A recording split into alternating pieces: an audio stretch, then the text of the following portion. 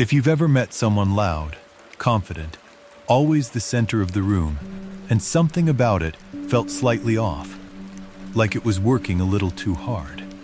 If you know someone who can't sit still, who's always busy, always helping, always available.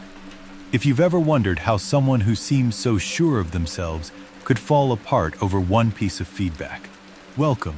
Insecurity almost never looks like what you'd expect. Or maybe it's you.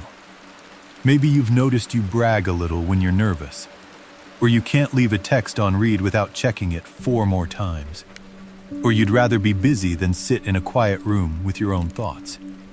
Here's the first thing worth knowing. Insecurity rarely looks insecure. Alfred Adler noticed this a century ago.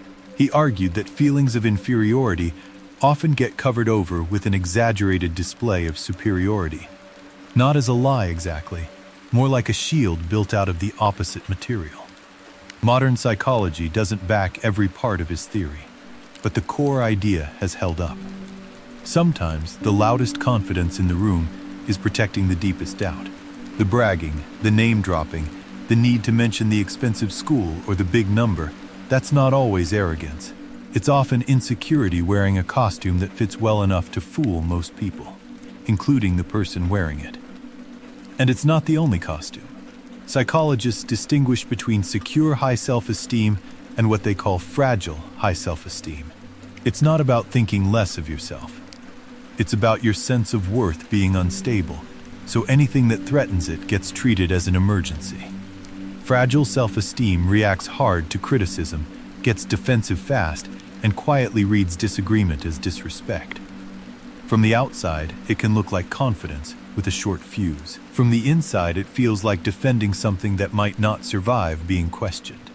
Some people handle that same instability by going the opposite direction entirely. Instead of getting loud, they become indispensable.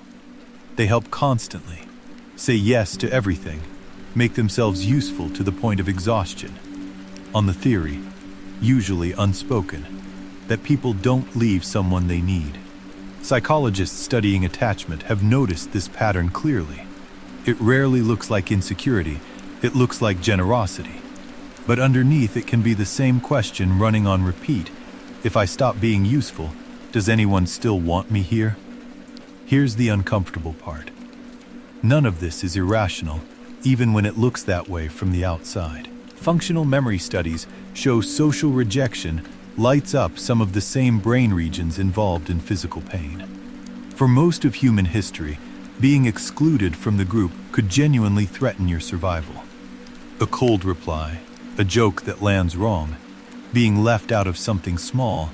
An insecure brain doesn't file these as minor social friction. It files them as danger, the same category the brain uses for things that could actually hurt you.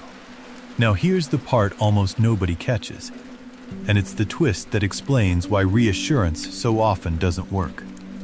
You'd assume someone insecure wants to hear they're wonderful. Often they don't. Not really. Research on people who constantly seek reassurance suggests they're not chasing praise, they're chasing predictability. The real question underneath "do you still like me" usually isn't "tell me I'm amazing." It's "tell me nothing has changed." And there's an even stranger wrinkle.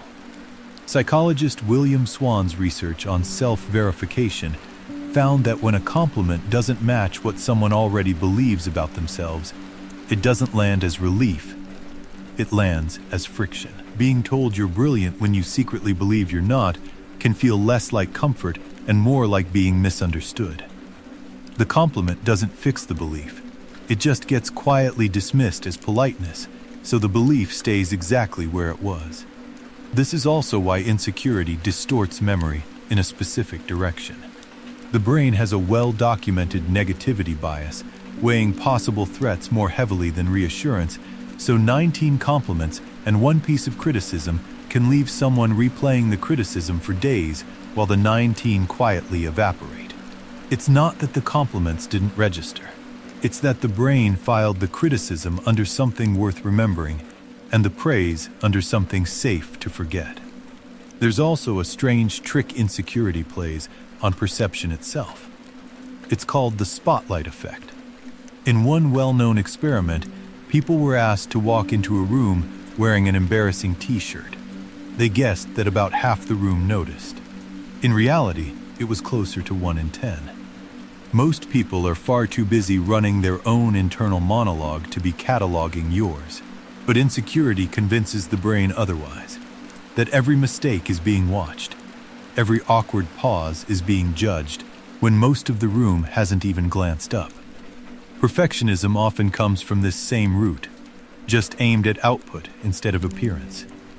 Psychologists separate healthy striving from what's called maladaptive perfectionism, where a mistake doesn't feel like a normal part of doing something hard.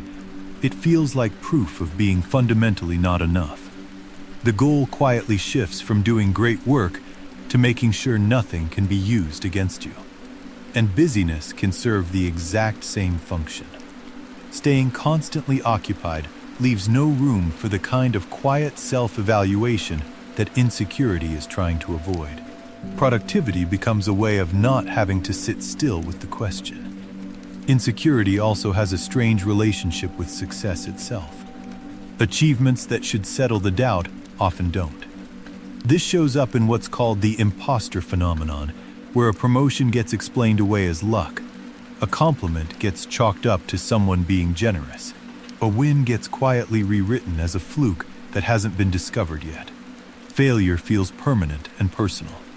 Success feels temporary and accidental, like something that could be taken back the moment anyone looks closely enough.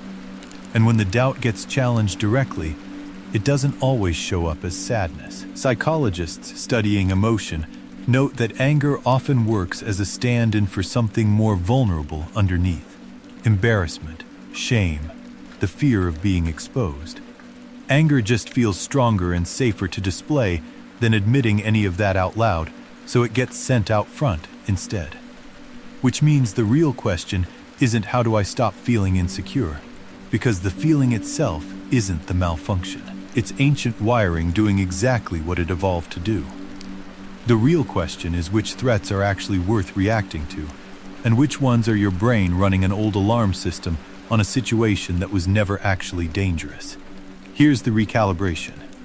When criticism lands hard, ask whether it's pointing at something true and fixable, or whether it's just touching an old bruise that has nothing to do with the actual feedback. When you catch yourself performing certainty you don't feel, notice it without punishing yourself for it. That instinct made sense once. When you're about to say yes to something out of fear that no is unsafe, pause long enough to ask what you actually want. And when you assume everyone noticed your mistake, remember the t-shirt experiment. They probably didn't.